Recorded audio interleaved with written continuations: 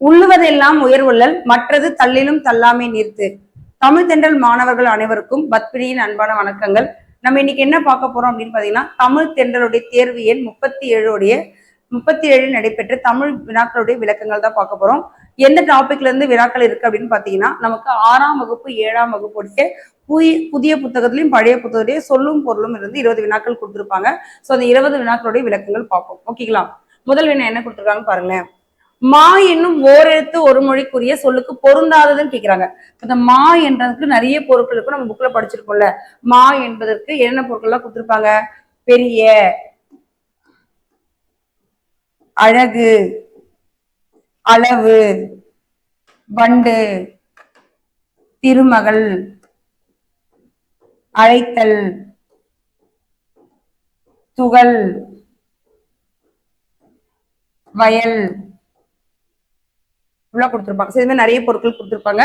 இதுல எது பொருந்தாதுன்னு கேக்குறாங்க. இப்ப நான் எழுதி போட்டதுல பாருங்களேன், துகள் அப்படின்னு இருக்குதா, இருக்கு, அப்ப சரிதான். அழகு அப்படின்னு கொடுத்திருக்காங்க, அழகு என்பது எனக்கு இருக்குதான்.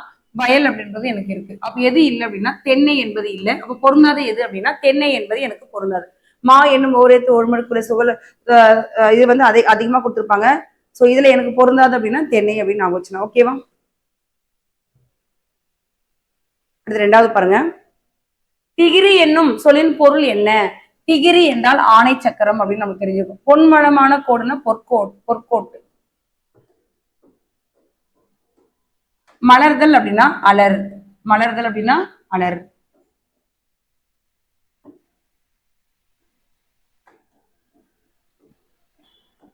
அலி அப்படின்னா கருணை.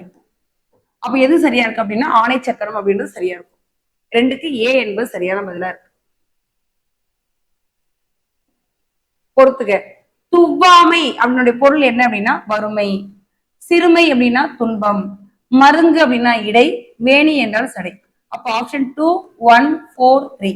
அப்ப எனக்கு ஆப்ஷன் என்ன வருது பாருங்க, 2, 1, 4, 3 அப்படின்னா ஆப்ஷன் டெல்லி என்பது சரியா இருக்கு. ஓகேவா? 2, 1, 4, 3.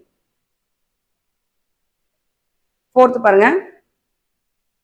முத்தேன் என்று சொல்வதில் கீழ்கண்டவற்றில் பொருந்தாதது எது? முத்தேன் என்ன சொல்லிப்பீங்க நீங்க? பொருந்தாதுன்னு கேக்குறாங்க, தவறானதுன்னு கேட்பாங்க. சோ என்னன்னு பாருங்க. கொசு தேன், மலைத்தேன், கொம்பு தேன் மூணுமே எனக்கு பொருந்தது. பொருந்தாதது எதுன்னு கேட்டா பழத்தேன் அப்படின்றது பொருந்தாது. பாம்பே என்பது பொருந்தாது. அப்ப ஆப்ஷன் எனக்கு பாம்பே. 5வது பாருங்க. எழுத்திலக்கணம் என்னும் சொல்லின் ஆங்கில பொருள் என்னன்னு கேக்குறேன். சோ எழுத்திலக்கணம் சொல்லி ஆங்கில பொருள் என்ன? ஆர்த்தோகிராஃபின்னு சொல்லுவாங்க. So எழுத்திலக்கணத்துக்கு orthography. பப்பட்ரி அப்படின்னா பொம்மலாட்டம். பொம்மலாட்டம்.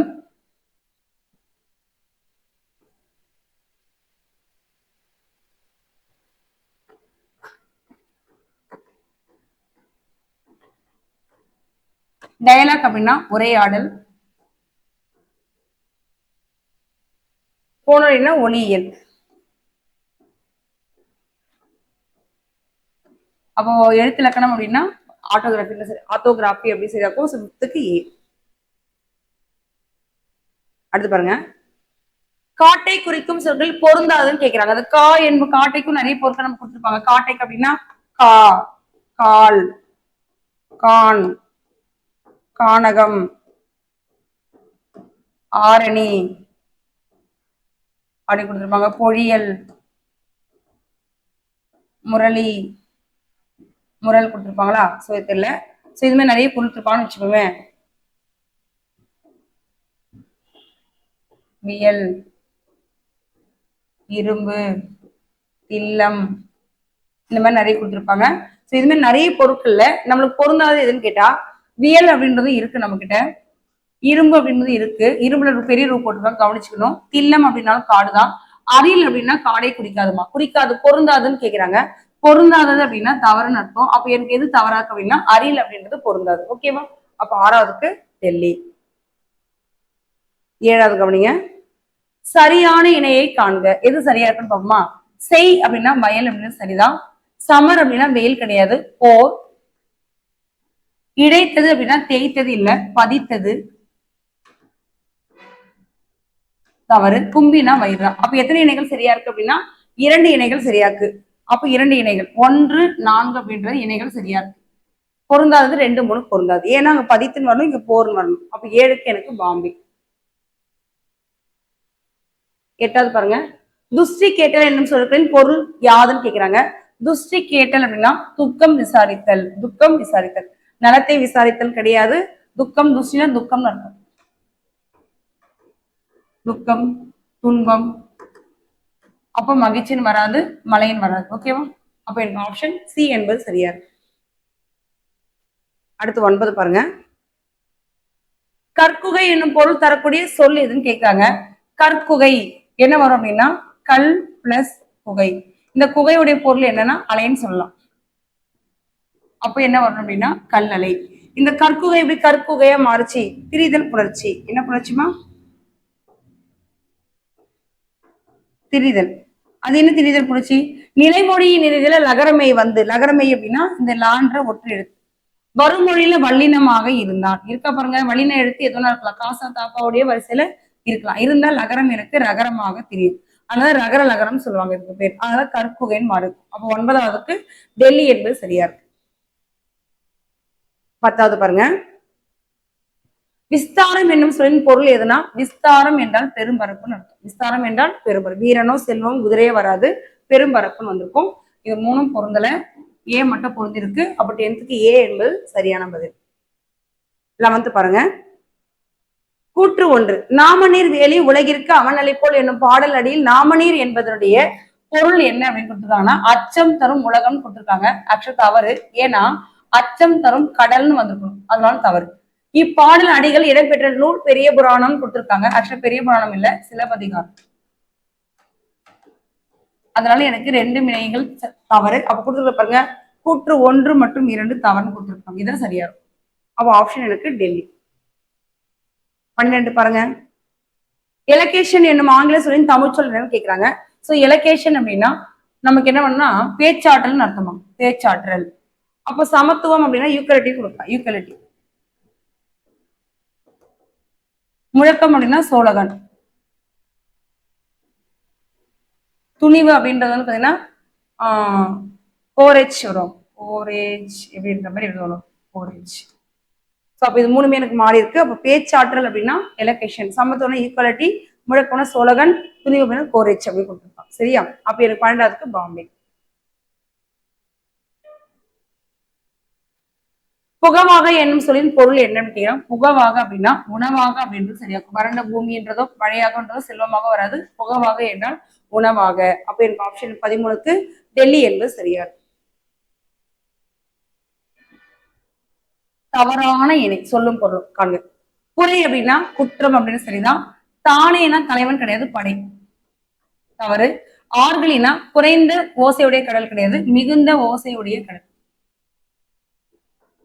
அதனால தவறு. துண்ணலர் அப்படின்னா பகைவர் என்பது சரிதான்.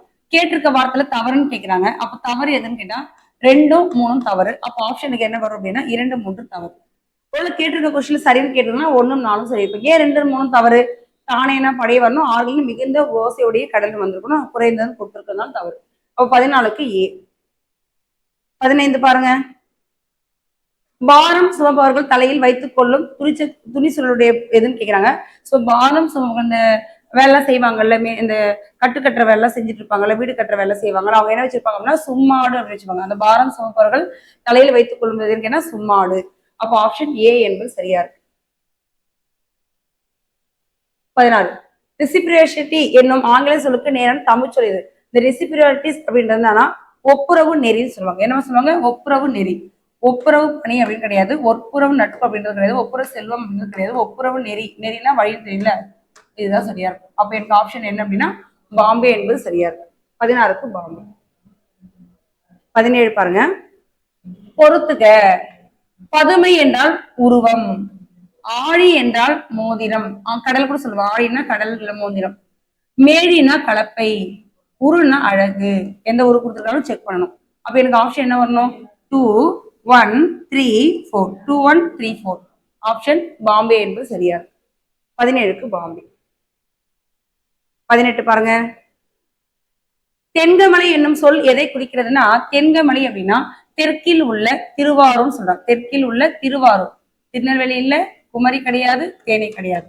அப்ப தெற்கில் உள்ள திருவாரூர் அப்படின்றது சரியா இருக்கும். ஆப்ஷன் சி என்பது சரி. 19 பாருங்க.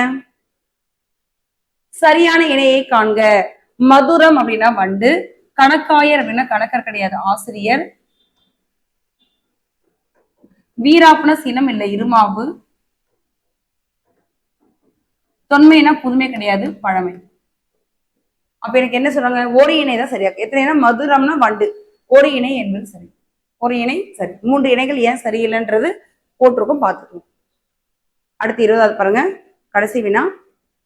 கடம் என்னும் சொல்லில் பொருள் என்ன கேக்குறாங்க. கடம் அப்படின்னா உடம்புன்னு அர்த்தம். இருமாப்போ கசப்பான சொற்களோ இல்ல துன்பம் தரும் செயலோ கிடையாது. பார்த்துக்குமே நீங்க போட்டுக்கலாம். கடம் என்றால் உடம்பு என்பது சரியான பதிலா இருக்கும். 20க்கு டெல்லி என்பது சரியா இருக்கும். ஓகேங்களா? சரி, மொத்தம் 20 வினாக்கள் தான். ஸோ தமிழ் தென்றலுடைய 38வது வினாக்கள்ல 20 வினாக்கள் 6ஆம் வகுப்பு 7ஆம் வகுப்பு சொல்லும் பொருள் ரொம்ப ஈஸியா தான் இருக்கும். 8ஆம் வகுப்பு வரைக்கும் கொஞ்சம் ஈஸியா படிச்சிடலாம். 9, 10, 11, 12 கொஞ்சம் கஷ்டமா இருக்கும். சிம்பிளா இருக்கும் அப்படின்றதா கொஞ்சம் ஃபாஸ்டா நம்ம எடுத்து முடிச்சிட்டோம். எல்லாமே பார்த்து வச்சுங்க. டெய்லி 20 கொஸ்டின் உங்களுக்காகவே கொடுத்துட்டு இருக்கோம். கண்டிப்பா அதை பயன்படுத்தி நீங்க உங்களுடைய வெற்றியை அடையணும் அப்படின்றதான் எங்களுடைய கனவும் எங்களுடைய ஆசையும் கூட.